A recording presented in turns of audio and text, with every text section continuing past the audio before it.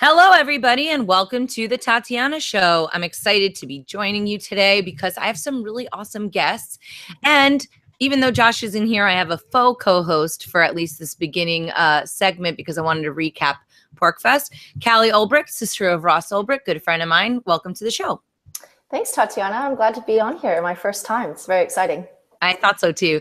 But this isn't your only first. The reason why I thought it would be cool to have you on was because, you know, we've had Lynn on. Everybody knows I'm a big supporter of your brother, but you and I are good friends, and you got a chance to come with us to PorcFest, which I think was your first kind of Liberty event. Is that right? Yeah, it was my first PorcFest, first Liberty event, first time to see my mom speak in person. A lot of firsts. Wow. I didn't realize that you had never seen her speak in person. What was that like? I mean, I was sitting next to you. I felt like, sorry to ask you a question and then answer it, but like, I felt like it was a really emotional speech, and, you know, it was hard to listen to. And I want to like hug both of you guys, but obviously I can't. So how did you feel? Yeah, I mean, every time I see my mom speak, it's really emotional. I'm just that are happening I'm really proud of her, for one. I mean, it's not easy to get up and speak for 40 minutes straight. There's a lot of information that she covers that really knows about. Even, you know, we've been dealing with this, it'll be 4 years in November, and it still blows my mind, some of the information that she shares. And I feel like even though I'm in it, I still learn something new every time she speaks. And then, of course, you know, all this would be great as long as Ross wasn't in a cage. But unfortunately, Ross is in jail. And that was really emotional because we were surrounded by so many people who are so supportive and have very similar mindsets in the liberty movement. And I just know Ross would love to be there. And just the fact that we were outside in this beautiful location in New Hampshire was also really sad to me, because Ross and I grew up camping. We grew up being outdoors all the time, walking through the green belt in Austin, Texas. And he loves being outside, and he only gets to go outside an hour or maybe 2. I'm not sure how long, but it's every 3 days.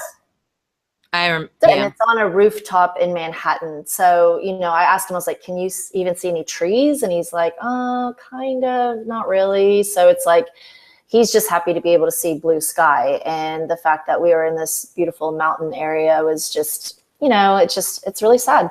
It's just an awful, awful, horrible situation. So, yeah, all of those emotions come up whenever I see my mom speaking, but I'm just really proud of her. Yeah, well, I think it was a emotional and poignant speech. And what I love about your mom is that even though there's some emotional qualities to what she's saying, obviously, she's really good at preparing her talks and having them be very feature rich, right? And the thing is that it's such a complex case.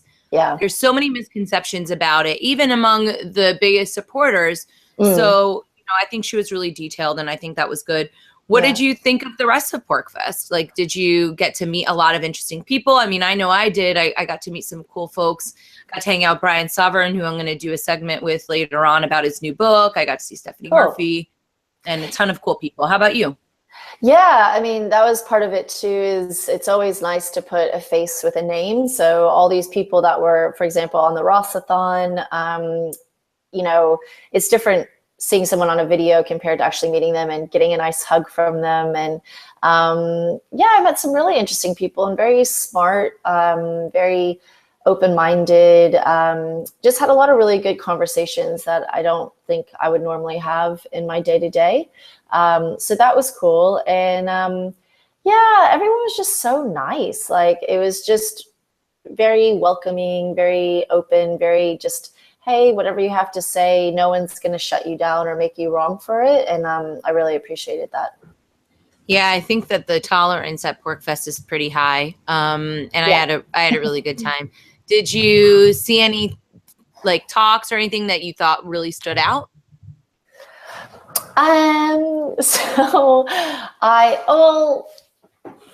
you didn't go to any talks, did you? I saw him last week. I saw your amazing show.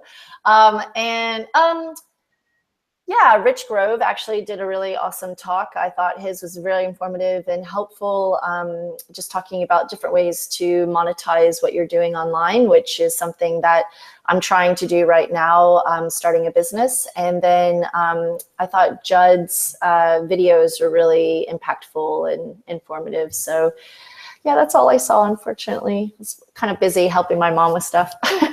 Yeah, well, I enjoyed performing for everybody. I thought it was really cool. I like that you did my makeup. Yes. So Callie recently started working with Beautycounter, which I have a good friend and she does Arbonne and I adore her. And she's like, you should do Arbonne. I'm like, leave me alone. But Callie was across the room in the cabin or whatever, we were in the hotel. And all of a sudden I looked over at her. I'm like, what the hell are you putting on your face? Because she looked so awesome. And then she ended up doing my makeup. So I spent a little bit more money than I should have on new makeup. And I can't wait for it to come in the mail. So I don't know. We'll have to have a little makeup session and show everybody the before and after, which will be like plain face and then gorgeous, perfect lighting makeup. You know how they do that. Gorgeous, perfect lighting. Yeah. I mean, one of the big reasons I'm starting my business with Beautycounter, and Tatiana is now part of that as well. So she has a link that you can purchase from. But we intentionally ban 1,500 harmful chemicals from all of our products. And, you know, they're linking our body exposure to chemicals on a daily basis, compounds every single day. On average, the American woman puts about 500 harmful chemicals on her skin every single day, and that compounds. So a big reason why I joined Beautycounter is the safety aspect of it. You know, they're linking our chemical exposure to cancer, breast cancer, infertility. There's a lot of issues that our generation's having that other generations didn't have. And a lot of it is our exposure to chemicals in the last 40 years. But also it's really high quality products. So I love the all natural stuff, but I also don't like wrinkles and I want to look pretty. So Beautycounter really fits that niche for me. And that was, it sounds like part of the reason why you decided to join too, is you really liked the products. So yeah, you know, I mean, I'm extremely skeptical about this kind of stuff because I don't like selling to anybody, and I didn't join it so I could sell it. Like, I'll put the link in my shows and stuff, but at the really, I just wanted a discount. So, but you know, I had gotten a package in the mail from a good friend of mine who's now studying to be a naturopath, amazing woman, Melissa Yee, out in LA. I'll have her on the show soon. And she had sent me the package in a Beautycounter container, and I asked her, and she says it's the only one of the granola things that actually seems to do something, and she really likes their product. So considering I respect her judgment, and I don't know, I mean, I guess I never really thought about the chemicals that I put on my face, but once I had that seed planted, I started thinking about it and getting creeped out. Yeah. But some of the hippie stuff that I've used isn't really very good. So I don't know. I mean, I loved the makeup that you did at my show. I thought it looked really cool. But if I, you know, I'll know more once I get the stuff at home, but I tried face serum and I mean, just to be clear, it's not all natural and not all organic. We do use as many organic and natural products as possible, but the main difference is the 1,500 chemicals we intentionally never use. So that's, a lot of people get confused with that. So just wanted to clarify. No, I think that's a good point. And I'm not fully committed to only using all natural products forever. I mean, they were invented for a reason. Nature wasn't providing them. But I like to, you know, at least be a little bit mindful of that stuff. Although I guess there's a lot of toxins everywhere we go. So, but it's just reducing your exposure. Yeah, we can talk about that later. Anywho, you know, I wanted to mention one thing. You guys have been getting a lot of donations, and I think that's so exciting to see so many people supporting Ross in a big way. I saw on Twitter today that somebody donated $25,000. Yeah, finally, amazing. people have always been donating, but you know, for a while, I think it was a little bit slower. So it's really nice to see these big numbers coming in. Why do you think that is? I'd like to say it's because I'm making my family do more Facebook Live videos, but I don't know. Bitcoin's also worth a lot of money right now. It's getting a lot more press. I think it's getting more substantiated in the market from my piddly point of view. I don't know a whole lot about it, but I would guess, and you know, Silk Road was one of the first ones to allow Bitcoin as a transaction money, and maybe that's why a lot of people are making money off of it and want to contribute back. That's what I would like to think. I don't know, but you know, one great thing is it's anonymous, but the other thing is we'd love to be able to thank these people. So thank you everyone. We're not giving up on Ross. We're still fighting. The appeal came back, but we're going to fight the appeal, and it may even end up in the Supreme Court. So yeah, it's not over, and your donations seriously help us so much, not only just monetarily, but it just keeps our spirits up. It's good to know. We visited Ross yesterday, and it was just so nice to be able to tell him about all the supporters and about PortFest and about the donations. And I know a big thing when he first went to jail was he's like, oh, I'm going to be left in here everyone's going to forget about me, and they haven't, and it just means so much. So thank you. Yeah, well, I was happy yesterday to do the meditation. I hope he did it at 4. He did. Yeah. You know what? I think I'm going to, so Eastern basically time. Give everybody a backstory. Ross has been meditating for a year and a day now. And yesterday was the 1-year anniversary of his meditation. And he's been talking about it. You know, I went and saw him at the Moth, and they have like a moth thing at the prison, and he spoke about how much meditation helped him. That might have been Toastmasters, but anyway, point is that he really liked it. And so I think that since I started yesterday, and I've been saying I want to meditate for 10 years, I'm going to try and do it every day because I want to be like Ross. Yeah. I mean, he's put every day they're put into their cell for 2 hours. So that's when he meditates. You know, he obviously has a lot of time on his hands, but I mean, one thing I know, it's funny because literally all you're doing is sitting there, but it can be really overwhelming and daunting to people, especially if they've never done it before. Is just literally, you know, what I do is put my timer on for say 15 minutes. And once I hit 15 minutes, if I'm like, okay, this is all right, I'll maybe add another 15 minutes, but you don't have to meditate for 2 hours. You can meditate for 5 minutes, and it has health benefits to your body and your mind. So yeah, I had for a minute helps. I think, you know, as somebody who's very passionate, sometimes even taking some deep breaths has really helped me manage my stress levels. Yeah. And I think it's good. You know, I had a gal, Parneet, she came on the show, I don't know, maybe a month or 2 ago, when she was talking about the medical benefits. So if people are interested in that stuff, I thought that was a cool episode. And just one other thing that I thought was cool, someone made a comment on Facebook that Ross is still bringing people together. And it's true. Like, that's what Ross is about, is, you know, he's always been one for the underdog. He's always been about community and bringing people together in a positive way. And so I just thought that was a really cool comment as well. Yeah, well, I've met him several times now, and we're good friends. And I don't know, Ross is probably the most inspiring person that I know. So hopefully other people will learn about the case if they're just tuning in for the first time. Yeah, freeross.org. You can check it out. And we also have Free Ross on Facebook as well, so, and Twitter. Very cool. All right, good. Well, thanks, Callie, for joining us today. I appreciate it. It was fun. Thanks for the makeup tips. And I'll let everybody know how that's going. If people are interested in finding out more about Beautycounter, they can go to the link in the show notes below. And our next guest is Nena Whitfield, a liberty-loving lady who's in charge of Lola. Like that. Thanks, and welcome to the show. Thank you for having me, Tatiana. Yeah, I'm happy to have you. You know, the last time we saw each other down at Fee, but I was thinking as we were talking to Callie that you'd also met Lynn Ulbricht last year at Freedom Fest. I did. And we're all going to be there again in a few weeks. Are you guys having a presence there at the Lola ladies? Are you guys going to be down there? Yeah, Lola is hosting 2 panels this year. One will be kind of more, I guess, it'll all be women, but one of the panels will focus on actual policy instead of, and it's not like women's place in the liberty movement. It's just like your show today. Lots of ladies. Yes, I like that. I mean, I think people used to say that there's no women in liberty, but I don't know. I know a ton of awesome babes in liberty, and I think it's really cool. I really enjoy it. And especially as the space has evolved over the past 4 or 5 years, you know, I've seen a lot more. How do you see it as, you know, and how long have you been involved with Lola? Maybe give us a little bit of background on what Lola is so people who aren't familiar, like we are, can kind of get a little bit of an intro. Sure. We were founded in 2009. It is my understanding, according to research that I see about the number of women in the liberty movement, or women who kind of identify with our values, maybe if they don't identify as being part of the movement or being libertarian, it's still low. It's still 30%. We're still in the minority.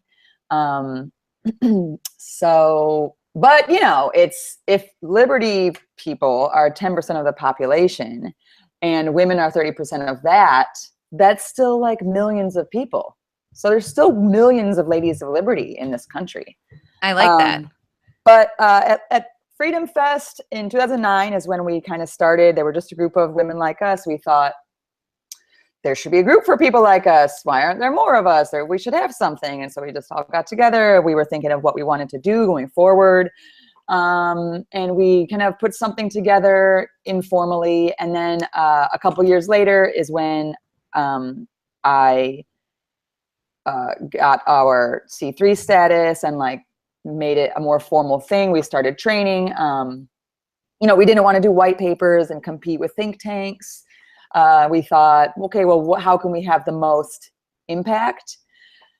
And our, I guess, leading kind of underlying value is that women are the best ambassadors for liberty, for our message. So we're the ones that are going to be able to bring in new people. New liberals, conservatives, independents, apathetic people will be able to reach them by changing our message a little bit, changing the kind of person, you know, who is doing the outreach. And so while our movement is primarily led by men, and especially the men, you know, in the media right now, if we get more women to have our voice for the liberty movement, then we will get to grow the liberty movement more. So that's what our training is about: public speaking training, media training, how to get published, how to promote liberty within your church, how to promote liberty within your political party. So we've been doing that more and more. And then a few years ago, after much demand, we started doing chapters. People always said, I want to be a part of Lola. I want to be a member. How can I start a chapter? And we just didn't have chapters. And I was like, I'm a libertarian. Just do whatever you want, call it whatever you want. But people wanted more infrastructure. So we did create this chapter program, and we've got about 30 chapters now. And we're still doing the training, and we're just growing. Wait, do you have a New York chapter? We have, we do, New York City. Yeah, you should attend their events. Yeah, I should. Exactly. Let me ask you a question. Why did you guys do a 501c3? Isn't libertarianism about capitalism? What was the benefit to that? And what was that process like? The process was really crappy, I guess. I didn't have a lawyer or anything. It was just me. I was working on Capitol Hill at the time for Senator Paul. So I was just volunteering, and but I just filled out the paperwork, you know, and they wrote back a million times asking different questions, like, what are you really doing? And I just told them what we were doing and sent them pictures, and, you know, it's educational. The reason that I went through that is because people who are going to give big, they will give to an organization that will allow them to write it off on their taxes. So if you donate $10,000 to us, and it would be nice to not also have to pay taxes on money that you're then giving away, as opposed to organizations that don't have that, or like, you know, candidates or other political causes that aren't tax deductible, then I don't know. So what do you think of the current political climate in America? And by the way, side note, I think that generally women are not as active politically, period. Isn't that an across the board thing? You don't know. Anyway. I don't know. Well, I do know that women, I did read that women have to be asked 6 times to run for office for every one time that a man needs to be asked, like to actually consider it, to actually go through with it. And even when they do, they're just as successful numbers wise. Yeah, I mean, most people aren't that political. Most people don't care. Most people don't see, you know, how it impacts their lives. Maybe they vote for president, but not everybody even votes for president. And so you know, I think the reason that people do vote is because they're hoping for some sort of change for other people, you know, because for them, it's not really it's not changing their life day to day. Yeah, that makes sense. Until they're Ross Ulbricht. You know what? I think that there's a lot of reasons for people to get involved. What do you think of the current climate? What do you think of what's happening in DC right now? It seems like a major shit show, and everybody's really like, ah! So what's your take? Because you're down in the DC area. What do you think is the future of liberty with the current administration, and what's the vibe down on Capitol Hill? What's the vibe? Well, you know, when I was I haven't seen a protest around here for a while, but when I was in Atlanta, that conference was held in the CNN building and at the Omni Hotel, and there were tons of, did you see those protesters there who were protesting fake news and like just let Trump do his job? I didn't see that, but I think it's really funny when they say fake news. I love trolling CNN and all of them. I mean, the Fox fake news, they're all fake news, major people, but I do think it's hilarious. I didn't see it though. Were they respectful? How did it go? Yeah, I asked one of the people holding a sign, what are you protesting? And I asked them, what are the stories that you think are fake news? And I mean, you know, just like you said, it's all fake news. So it's nice that finally people are, I mean, the stories are so big that finally people are, you know, finding out. And so, I mean, it's hard to get the real story about anything, but it's nice that people are starting to pay attention. I mean, that's the main thing. For me, this election and this like political climate is crazy, but like at least people are paying attention. On the left and the right, at least people are paying attention. You know, like Obama could do no wrong when it came to certain social issues or foreign policy. You know, his supporters were just like, you know, just whatever he can do is fine. Whatever he does is fine. And so those people are all paying close attention to Trump. And obviously Trump has some diehard supporters who are the same way, but they are paying attention more probably than they ever were before. So it sucks that things have to get bad for people to pay attention, but that is how it is. Well, I think that they could get a lot worse, which is my first concern. And, you know, I've said this on the show before. I feel like Trump, to me, I'm not, you know, in love with Trump by any means. I didn't vote at all because I feel it's immoral, and I think I was out of the country at the time. Yeah, I mean, at least to me, what he signaled was a frustration with the current system. But what I find a little bit unfortunate is that now people think that Hillary's camp is the way of showing the resistance. I mean, her PR people are trying to spin it like she's this grassroots ladies representative, and she's the biggest government whore of them all because she's been taking money from everybody. It's complete insanity.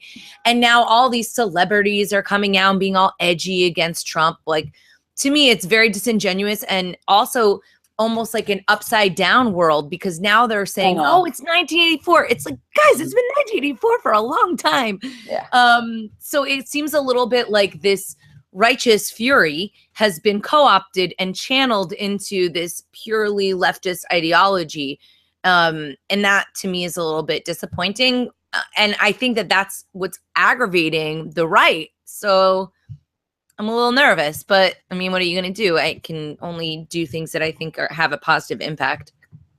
So. Yeah, and that's how it was a few years ago. It's the same exact thing, but just on the other side with the Tea Party. I mean, I'm sure that on the left, there are plenty of people who are fiscally conservative, socially liberal, who are just like trying to get people to live better lives, to be able to live better lives, I should say, in freedom. But, you know, they will just go to one side or the other because they think that's closer. But obviously it's like one side of the same coin. We know that. Yeah, it's a little bit of a struggle, but I do think that we're making some progress. I was encouraged with Pork Fest. I loved the Fee event. What did you think of Fee, and what did you talk about there? Because obviously you weren't just there hanging out. I wasn't exactly just hanging out, but I was trying to get new, fresh blood. I was trying to tell all the women there about Lola and what we have to offer. They all said, a lot of women who are students, because it was primarily a student event, they were already involved in some way. That's maybe how they heard about it. But then they really liked the idea of a women-only thing. Women, especially students, always complain that in their student group, they're interrupted and talked over, and that it's like a boys' club. And so even though it would be a smaller group, it seems like the students there were really interested. And I didn't speak this year at the first FeeCon, but usually when I do, it's about why we need more women. It's not just like, well, I'm a woman, so there should be more of me. Or I'm a woman, so I want my own club. And it's not really about that for us. It's about how are we going to grow our movement? How are we going to be successful? Here's how. Support the women who are already involved, get them to become leaders, develop their leadership skills, and then we can bring in more people, men, women, everybody, and actually see more success.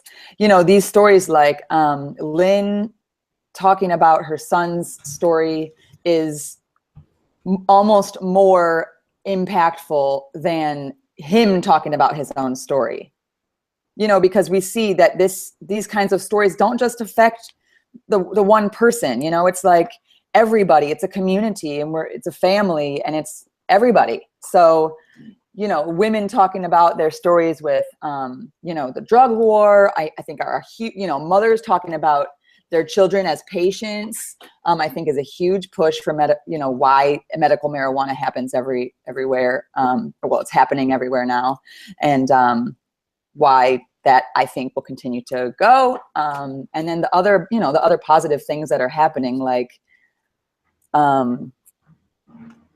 other positive things. I think women are the ones kind of leading the cultural shift. Yeah, I think, I was at Sean Malone's kind of creativity talk, and sometimes I bristle a little bit at the ideas of feminism. Even though I consider myself a feminist, I think that word has been perverted into this radical left-wing feminism, which it doesn't really represent me. Right. And I also don't like the idea of putting a token girl on a panel just so you can say you have a token girl on there. But I was watching Sean's panel, and he had 3 dudes and this beautiful Black lady. She was a cartoonist, and she was sort of telling her story. And honestly, it really did give me a better connection with what they were talking about. And one of the things that she mentioned was, knowing your value and being able to express that. And that sort of touches on, women have to be asked 6 times to run for office. Yeah. And I think that women are a little bit more self-critical. We think before we jump a lot more often, but also we're great. And maybe just the men think less before they jump and are less critical of themselves, it goes both ways. Yes, it's possible. But it's not like just a diss on women, Sure. No. I mean, I think, I think it's good to be thoughtful before walking into, something. And I think that some men could probably use a little bit more self-critique before they spoke. But I mean, that goes both ways, right? Sure. But either way, my point is that I really liked seeing her there, and I was thinking, yep, I want token girls.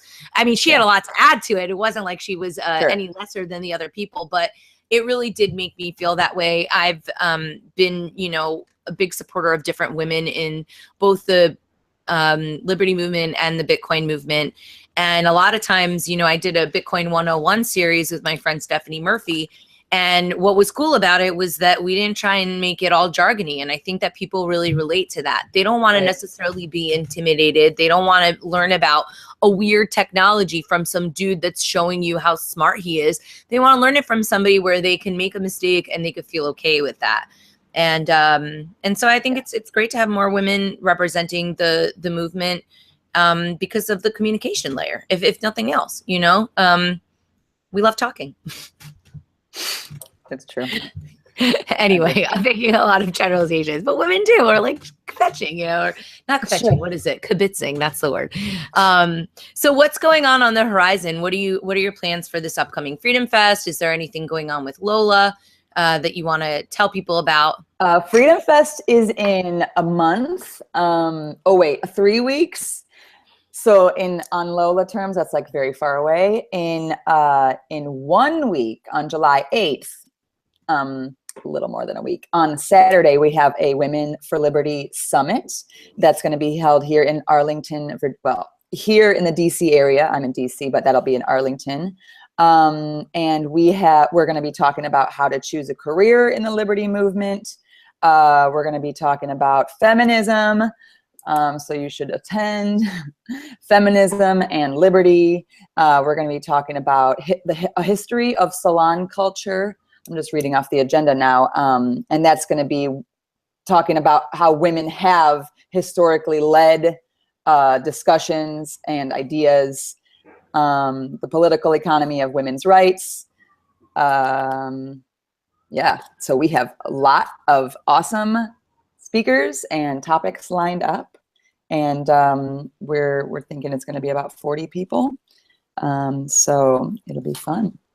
Yeah, well, that sounds good and intimate, and people can kind of get a little bit of mentorship in those smaller environments. I mean, 40 is still a lot of people, but at the same time, it's a manageable number if you really want to build longer term kind of relationships. And I think that's what Lola's going for. Yeah, so if people want to join, what do they do? You know, what do they do to be a Lady of Liberty? So go to our website, ladiesofliberty.org, and then you can go to chapters and find a chapter near you, and you can sign up there for our email list. We always get, let people know about events around the country and in their area. So some people, when they're traveling, will attend one in a different city if maybe they don't have one, or even if they do have one. And sometimes we'll organize an event around somebody traveling, just for fun. And let's see, so our Lola Social chapter program, it's very, very low, I will say, commitment. You know, you just show up as you are. You know, we have like wine and chocolate and stuff that girls like, and we just talk about how we became liberty minded, you know, what changed our mind, how our lives went, or what policy areas are interesting to us, or, you know, once we get to know people, we talk about something else, you know, something sort of liberty related. And then we do training, which will, if you sign up on our website, we'll also let you know what training is coming up. Sometimes we have webinars, which is nice for people living in the boonies. And often we have training in DC. We've just begun a leadership retreat that we'll do every year now in the fall. It's October 20th to the 22nd.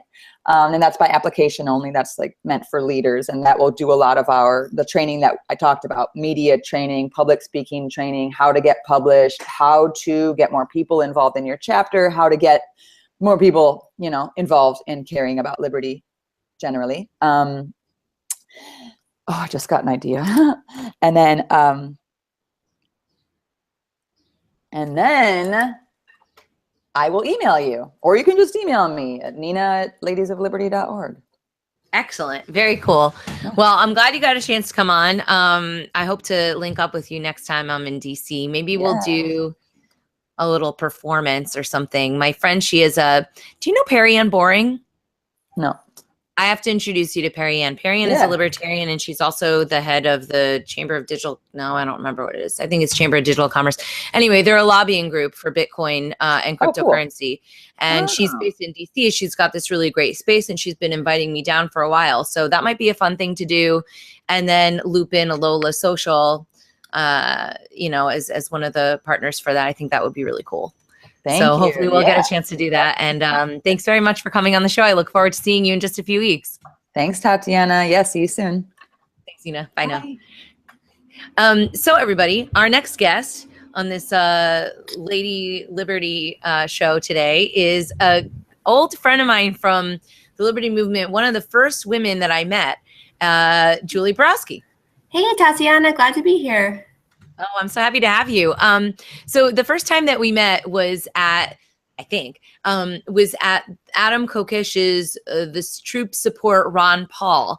And I remember seeing you on the list of the speakers because we had won some sort of a contest or whatever.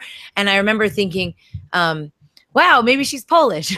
I was like, not only is she a girl, but she's Polish.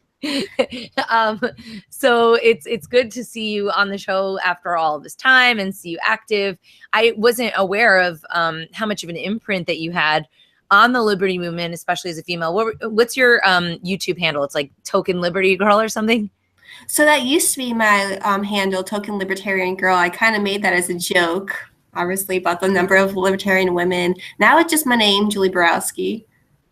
Cool. Well, I was just looking at your channel because I really like your videos. I feel like some people give you some flack, and I don't really know why, because I think that they're awesome and they're so fun and they're lighthearted and they're silly. Tell us a little bit about how you got started with that and like how you came into libertarianism, you know, a little bit of backstory. Sure. So I've been a libertarian for a long time, actually. I became a libertarian when in high school, actually. I grew up a conservative. I thought there was only two options, liberal and conservative, and I knew I supported free markets. So I thought I was a conservative. And then around 15 years old, I discovered the word libertarian online. This was a while ago. Never heard that word. I looked it up. It said people who want maximum freedom. And at the time, as a conservative, I thought I was somebody who wanted maximum freedom. And then I got more into the libertarian movement. I realized that libertarians want to legalize drugs, not just marijuana, but all drugs. I was like, that's insane. But then I started getting more into it. I was like, okay, that makes sense. And eventually, a couple years later, I found out about Ron Paul. This was 2007. So I'm a bit of an OG in that way. And yeah, I spoke at the Adam Kokesh. It was 2011, 2012. It was February 2012. I remember. 2012. Okay, so I spoke at that. So yeah, I've been making videos. But how I really got into YouTube was that I was a writer in DC at a free market think tank of sorts. And my boss actually wanted me to go on TV. And I freaked out about going on TV because I had never really done public speaking before. I was behind the scenes writer. And I was like, oh my gosh, I can't do this. So that's actually why I started my YouTube channel, to focus on my speech. A lot of people don't know that about me. But then a couple of years later, I'm doing the same thing. And my videos have gotten wackier and wackier. I like the wackiness. I think it brings a little bit of lightheartedness that's necessary to balance the misery of all the bad news on TV. I agree. So do you do them at your house? I'm just kind of curious because the production is like pretty cool, you know? I mean, it's not a lot of stuff, but it seems like you have you've got a background and stuff. So that's progress. Yeah, this is my room. This is where I make my videos. Yeah, I'm just in my house right now. Oh, okay, cool. So yeah, I made a song when I first started out in the Liberty Movement called Make a YouTube Video. And I guess that's what you did. You're welcome for the idea. But what do you think about what's going on with YouTube right now? Because a lot of social media, which was a really good tool for activism, has sort of gone down a weird path. Have you had any problems with your videos being censored or your traffic being throttled or anything like that? Sure. I actually just made this video called In Defense of Michelle Carter. It's the girl who told her boyfriend to kill himself. And I understand that was a super controversial video that I did, but I wanted to talk about free speech. And I thought that was like the most extreme form of free speech. I think she did the wrong thing, of course, and I say that in the video. But I got my ads taken off the video because it wasn't advertiser friendly, which kind of sucks because I want to make controversial videos. I want to say actually my true feelings, but if I'm going to be censored by YouTube and them taking my ads off, I'm not going to be making money. Also, I've had a couple videos that got taken down, the ads taken down, not the videos, which sucks because I want to, a couple years ago, I wasn't really concerned about this, but now I'm like, oh my gosh, like I want to make money off these videos because I put so much work into them. So I'm having to go elsewhere to try to make money through donations and selling stuff. And that's kind of hard itself because I hate asking for money. It's the worst. But yeah, YouTube has kind of gotten off track lately. Yeah, I think it's really unfortunate, but to me, it really indicates the need for other options. You know, between Facebook and YouTube and Twitter, a little bit less, but still kind of censory. They seem to be these big behemoths, and it's really difficult for new people to come in. I created in 2014 Tatianna Coin, which is the first ever artist cryptocurrency where artists can be supported by their fans, similar to a crowdfund, but instead of just getting, a crummy t-shirt, they get Tatianna coins, which are like digital gift certificates that they can use in the store. And it can also open up other avenues in terms of communication, because I was frustrated, when I first joined the Ron Paul stuff, I did some ads for my new album, and I thought, okay, well, 20 cents to acquire a new person is a good investment for me, even though I'm a broke artist, because in the future I'll be able to connect with them. But now Facebook doesn't let me reach my own fans, and they want me to pay them every single time. So what evolved from Tatianna Coin was sort of a messaging layer and more of an engagement platform, a little bit similar to Patreon. And I hope to see other people adopting similar technology. Obviously, I would like to see the infrastructure that we created as a result of the problems that we faced creating this coin in the first place, which was like, yeah, you can make a token, but you have nowhere to use it. I think that those are better ways of kind of connecting fans directly to the people that they're supporting, in your case, being a content creator. And I think that could actually expand, but it is a little bit of a tough sell. And then, where does everybody go? Because you want to be able to be exposed to as many people as possible. What are some of the platforms that you've been using now that have been working for you? So I just use I use Facebook, Twitter, Instagram. No, it's alternatives. Alternatives. I have a Patreon. Like people who sign up for my Patreon, I do live streams with them. I have a Facebook page, like a private Facebook page for them to talk to me, and we can discuss issues, stuff like that. But something that I found really weird is that we're libertarians. We're supposed to support the free market, and I get so much crap for trying to make money off of this. And people think that if you're a libertarian, you should do this out of the goodness of your heart and do it for free. It's like, I have to eat. I have bills to pay. So if I'm doing all this time and energy, like, I want to make money off of it to survive and also put out a good product. But I've been so surprised about how many libertarians are against people making money. It's ridiculous. I don't know. I think libertarians and their values and actually living them is a questionable progression, because I've been frustrated at different times with different issues, more with people just being scammers and full of it. And then going around telling everybody what great libertarians they are, and then like bullying their girlfriends and all this other nonsense. So, I'm not too surprised at the lack of consistency, but it is still a little bit disappointing because it does take a lot of time. I've been doing the Tatiana show for a long time now, well over a year, and it's a pain, and it takes a lot of time away from things that actually do generate income. So unless you're independently wealthy, you need sponsors and supporters and different kinds of things like that. Have you gotten any kind of like sponsorship, or is it just fan based at this point? Just like, do you ever think about having someone do you want somebody to sponsor you, like a t-shirt company or something like that? Or is that something that you think will bias your content? Yeah, as long as they're not trying to, if they like my content, want me to continue doing what I'm doing. I'm always worried about sponsors or try to, censor my content, don't say this, say this. I don't want any of that stuff. So I prefer the fan-based thing, but I'm open to sponsors. Right. Yeah, I feel the same way. And I think a lot of people kind of think that way, but it doesn't always necessarily pan out. What are some of the things that you're working on right now? Do you have a regular day job? I know that you were working, I think, at Freedom Works for a while, but I don't know where you've been lately. Sure. So I'm making YouTube videos. I'm doing a lot of public speaking. I'm also going to be at Freedom Fest in, I guess, 3 weeks. Yeah, doing a couple panels there. So that should be fun.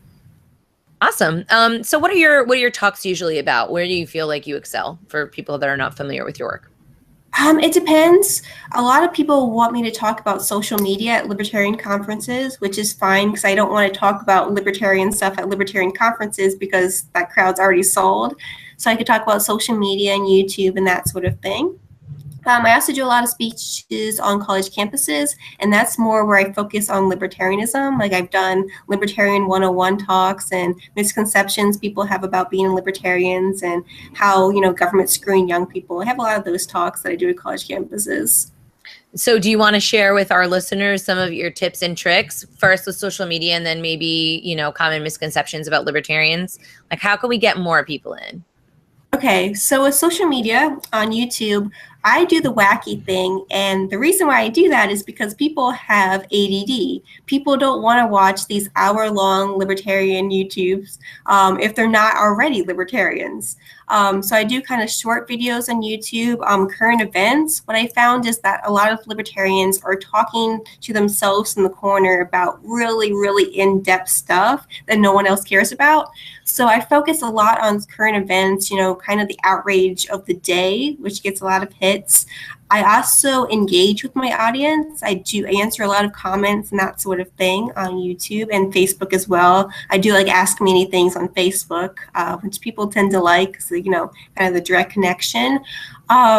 Misconceptions people have about libertarians. So I go into, people think that libertarians are all druggies. I kind of discuss why we want to legalize drugs, not because we all want to smoke marijuana, that kind of thing, that libertarians hate poor people. So I kind of discussed, our views on welfare and how we're actually for donating to poor people.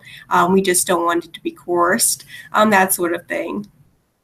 What do you think is the key issue that sort of opens the door, if there is one? For a person, like I grew up not libertarian, but I mean, my family wasn't like, oh, we love government. But I guess because I grew up in the Northeast, I leaned a little bit more liberal because that seems to be the socially acceptable one. Sure. And that's sort of the way that things go. Like we didn't have a lot of conservatives. It wasn't, Republicans are bad, blue is good, but I didn't really identify with either. However, my crossover was learning about the Federal Reserve and economics in general. I think economics is the gateway drug to freedom. I love economics, but when people hear economics, they want to die. So what, in your opinion, is the way to kind of bridge the gap? And is there a difference? Like, what's a key issue with bringing people from the left over? And what's the key issue from bringing people on the right over? So I think it depends on who you're talking to. I talk to a lot of conservatives, people on the right. And I think just the key thing is to get them to trust you first and foremost. So I do talk a lot about economics, about taxes and regulation and free speech, and that really gets them to be like, okay, Julie's on our side. And then I kind of open up about more libertarian things like foreign policy, like the drug war, that type of thing. So I think it's really about getting people to like you, and then they're listening to you.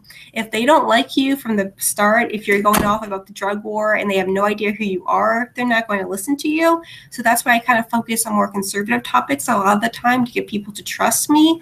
On the left, I don't have as much experience just because I didn't come from the left, but I've noticed a lot of lefties come to my page because of things like foreign policy. They trust me on that, and the drug war. So I think it really depends on who you're talking to and what they care about. I think that's a good suggestion. I was talking with Ross sometime at the prison, and he was telling me, he's like, so how do you win people over? I'm like, well, I tell them why I'm right. and his method was, I think it's considered the Socratic method, was to kind of ask them questions and sort of let them come up with conclusions based on their answers. So I thought that was good. Probably better than just telling them why I'm right. But I guess everything is a little bit of a work in progress. For me, I think the music is a thing. But just the other day I was thinking, I don't know, maybe I should be less annoying about my political views with my music. But at the same time, I've always felt that music has a really important part in terms of shaping culture. And, I like having multiple views. And I think that, there's this strictly only left acceptable thought in the arts today. And I think it's very dangerous. So I have to default to who I am. And these are things that I'm really passionate about, in addition to just, singing songs. Like getting to know Lynn's story, or Ross's story through Lynn, was really impactful for me. And so, how can I look in the other direction when I've actually been to a prison? Have you ever been to a jail before, or a prison before? I've never been in the cage, no, but I've been to jail. Oh, really? Well, I found it very, very traumatic when I went. I don't know under what circumstances that you went, but I felt like, you know, I saw TV and I thought, oh, Ally McBeal, there's justice. And then going into the prison was a completely different experience, especially seeing so many families affected. Do you think that this is, and I like to think that prison reform and drug war reform and stuff are bipartisan issues. Do you think that they are? It depends. I think there is a lot of crossover. I know there's a lot of conservative organizations who have been dealing with criminal justice reform. Stuff like mandatory minimum sentencing, I think really is bipartisan, because, you know, you say these people are being sentenced to jail without, you know, any discretion from the judge, you know, automatic 5 years behind bars because you're caught with this drug. So I think that is bipartisan. People realize that doesn't make any sense. It depends. I think that marijuana is becoming more of a bipartisan thing where even conservatives, even conservative grandmothers are saying like, come on, that's crazy to put people in jail for marijuana. As far as the other stuff, no, I don't think it is. I think even the hardcore stuff, I think a lot of liberals will say, no, that should be illegal. So I think we still have a long way to go for that. Yeah, I think it is it's definitely a struggle because people naturally bristle. They think drugs are bad. It's like, yeah, drugs are bad, but banning them is even worse, guys, because then you're getting all of these sort of unintended consequences. What's coming up for you over the next few months? Is there anything that you're excited about? Are you doing any kind of talks that, you know, you think will be interesting, or visiting any cool places to talk to folks? Yes, in late July, I'm going to Malta, the country of Malta. So I've never been there. I'm really excited about it because I don't know that much about it. So that should be a lot of fun. I don't even know what Malta is. I think it's an island off of Spain. Is that accurate? Yes. Yes, I'm going to get an A in geography. Italy, yes. So what event is that anyway? So it's the Corrects conference. I know Adam Kokesh is speaking there. A couple other people. Yeah, it's going to be fun. Wow, it sounds really, really exciting. I'm a little bit jealous. What's your, you know, I asked Nena earlier, like about, you know, the climate in Washington. What do you think of what's going on over there? Do you think that liberty is making headway? Do you think we're going to all blow each other up? What do you see? Because you're near DC, I think. Yeah. Right. My biggest concern right now is how many libertarians are going to the alt-rights and going to the Trump camp. We saw in the election a lot of libertarians giving up on saying I'm going to Trump. I think that's my biggest concern right now, because I think that libertarianism, especially the Libertarian Party, is making a lot of mistakes. I think they're trying to pander too much to the left, and a lot of right-leaning libertarians are saying, you know, screw these guys, I actually want to win something, so they're going to the alt-right. So that's my biggest concern. As far as what's happening in DC with Trump and the liberals, I have no idea. I just kind of sit back and watch and laugh at them. But I am more concerned about libertarians going to the alt-rights. So what do you consider the alt-right? Because I've talked about this on the show before, and I think that it's a little bit undefined. I find some people get really bristly about it, but some of the, you know, pieces that I've read by alt-right people seem perfectly reasonable to me. So where do you see the distinction between the alt-right and libertarians? I think there's two camps in the alt-right. The first camp I'm not concerned about whatsoever. It's the people on Twitter who have frog handles and they make funny memes. And yeah, they say some politically incorrect things, but they're pretty funny. Those people are more conservatives, and that's fine. And then there's the other camp of the alt-right who actually scares me. And these are the actual white nationalists, the actual racist, and they're proud to be racist. And they want, you know, white-only societies, and that sort of thing. And that scares me. So I'm more concerned about that camp. And I think a lot of libertarians who think that the Libertarian Party has failed them, that libertarians are pandering to the left, they think there's no place for them in the libertarian movement, are going more radical, and they end up in that camp. So I'm more concerned about that. Yeah, well, I mean, I always like get a kind of upset when people talk about racism in reference to libertarianism, because John McAfee, for example, at the conclusion of the Libertarian convention really upset me, because instead of using that as a time to give a concession speech, and if he wanted to bring up diversity issues, he could have done it in a nice way. He basically called us all a bunch of racist. And I thought it was, first of all, really an inappropriate time to do it. But the thing with libertarianism to me is that it's antithetical to racism. I mean, on an institutionally implemented racism level, sure, you can on an individual basis be a racist, but at the end of the day, the ideas are the most non-racist of all of the options. So I think, and it's such a difficult label to disagree with, or rather to counter, because how do you do it? Like, I have Black friends, I swear, but I see a lot of racism coming from both sides. And I think that, Obama was a real contributor to that. I don't know. It's definitely a weird situation. I think that, I'm from New Jersey, right? So I see people from all different backgrounds, especially in New York. It's like a melting pot. So to me, racism seems almost a little bit not real, because I don't see it in everyday life, and I enjoy talking to different people. There's the Muslim guy that runs the store, and there's the Chinese guy that does this or whatever. Everybody's kind of mixing together, and I don't really see a problem with that. I like the idea of commerce and trade being this great bridge. So I don't know. And at the same time, I think that, I think a lot of people were frustrated that they couldn't criticize Obama without being called racist. It's like, no, I'm not racist. He's just an a-hole. There was no, I think it's basically contributed to this huge divide that's making people dig in their heels. What do you think is the solution for that? Just continuing on trying to spread the message? Like, where do you think, are there any kind of action items that people can do on a day-to-day basis to improve the situation and not get lost in despair and arguing with their neighbors? So you said that guy's speech calling all of us racist. So I get called racist all the time online, and it's for really stupid things. Like, I want to repeal Obamacare, therefore people will call me racist. That obviously has nothing to do with race, right? So there's all kinds of people who will call you racist for saying just not non-relevant things. So I think as a libertarian, you just have to kind of ignore that and be like, okay, I'm obviously not a racist. That has nothing to do with race.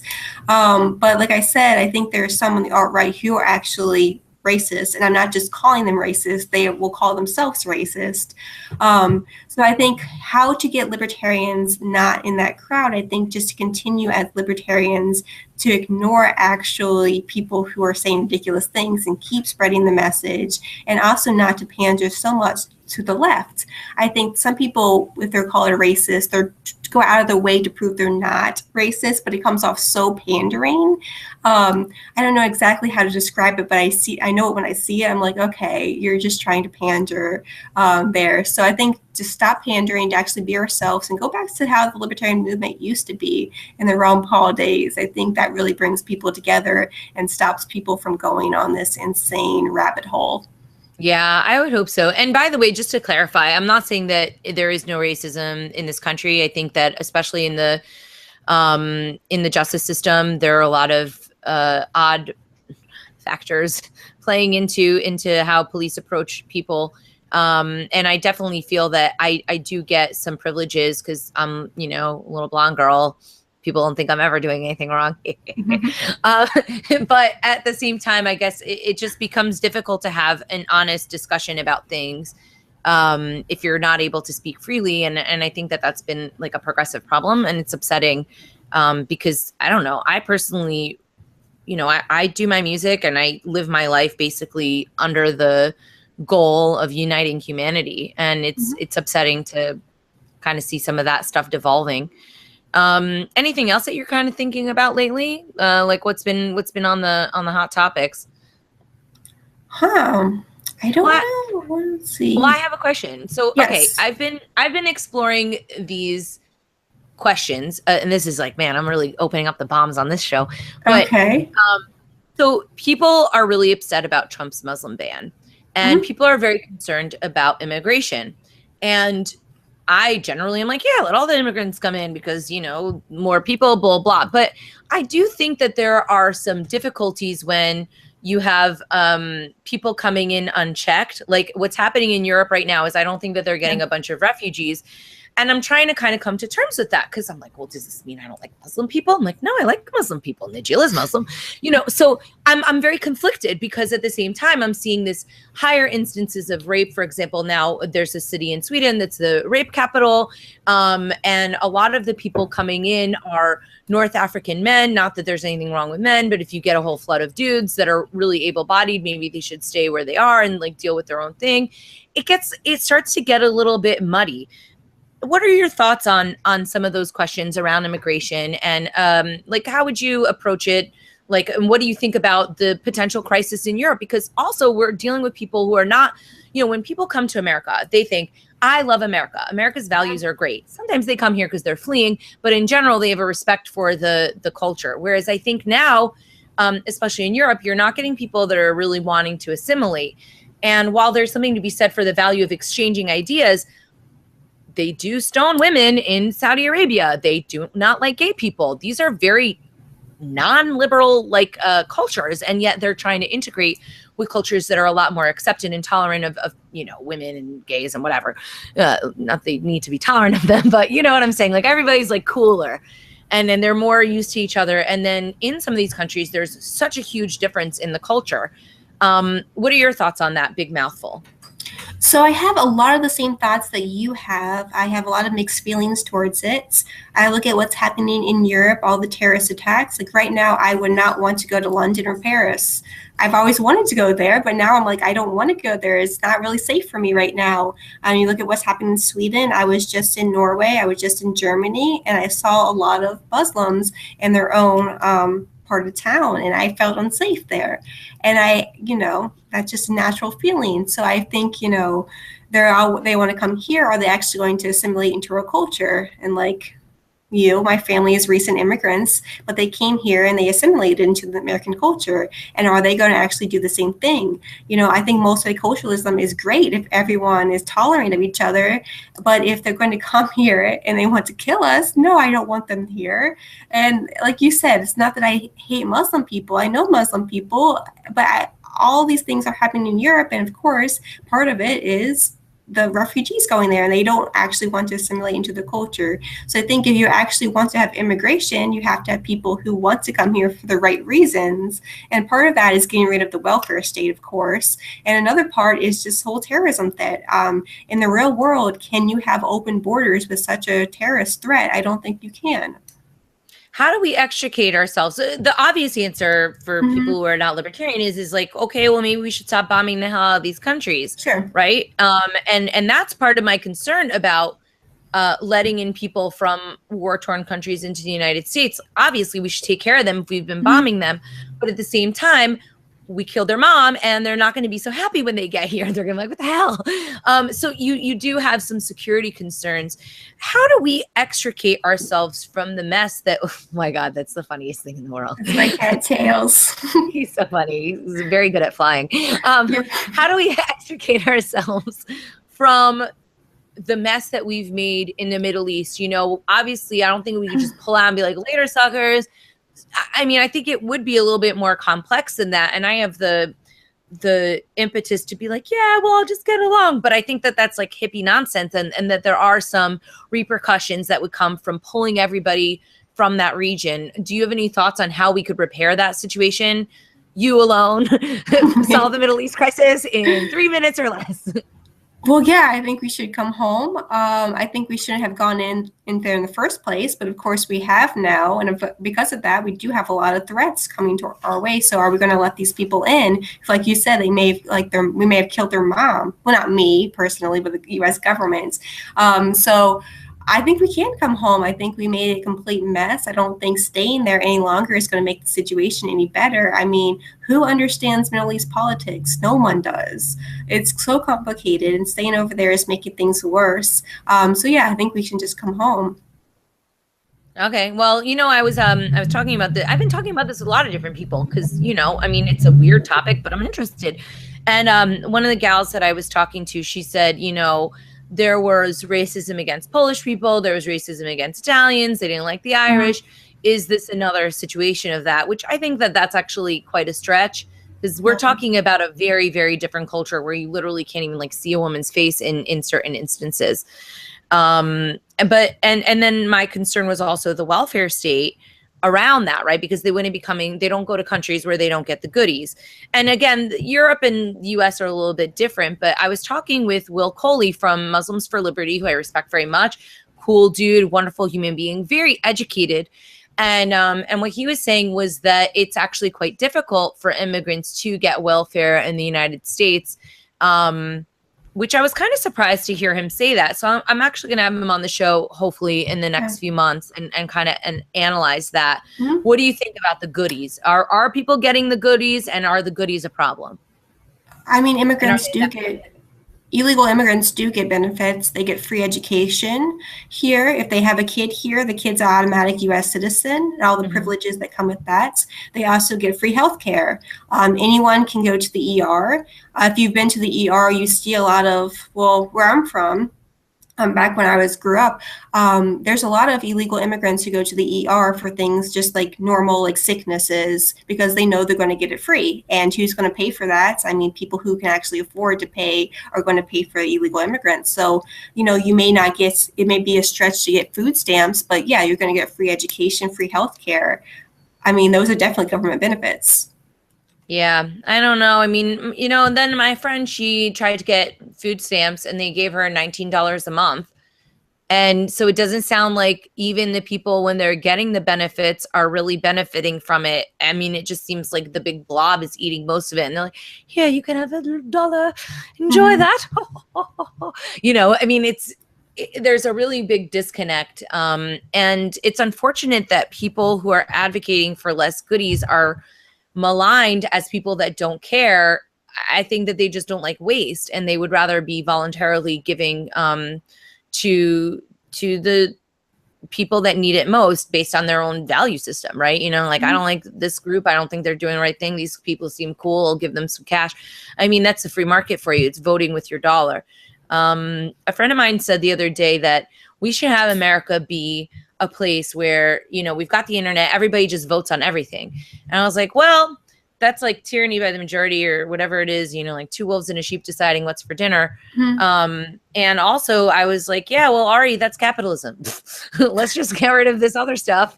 And, I mean, we vote with our dollar every day when we choose what we purchase, and there's no coercion there. Any thoughts on all that? Yeah, like you said, you vote with your dollar where you're going to spend it every day. So yeah, that's a form of voting. It may not look like the same going to a voting booth, but yeah, you're voting with your dollar. Yeah, that's capitalism. Everyone gets to say. Yeah. Well, I think that there's some good things in the future and some bad things. Are you optimistic? Are you pessimistic? Depends on the day and my mood. Fair enough. Okay, cool. Well, before we wrap up, I wanted to, can you tell folks where they can catch up with you, where they can see you, where they can watch your videos and, comment and engage? Sure. So YouTube, Julie Borowski, Facebook, Julie Borowski, Twitter, Julie Borowski. It's Julie Borowski anywhere. Awesome. Very good.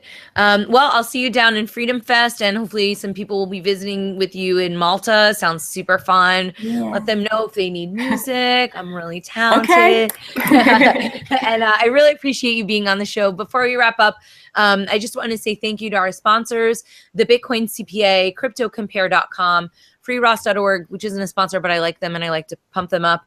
They've also got a little Amazon link on their page. If you want to click on that, you could support Ross. ThirdKey.Solutions. Pamela Morgan is amazing. Sovereign Tech, Sex and Science Hour 2. Awesome podcasts. I recommend people check them out. And I miss my buddy, my co-host, Josh from Volturo. I also have Crypto Media Hub, which is my consultancy company that does advertising and marketing for the crypto space. And of course, if people want to listen to my music, they can go to TatiannaMorose.com, buy my new album, Keep the Faith. And if y'all want to get some cool makeup, go to Beautycounter.com/TatiannaMorose. So thank you so much, Julie, for coming on. Thanks, Nina and Callie. I look forward to hanging in just a few weeks down in Vegas. Woo! Mm-hmm. Awesome. Take care.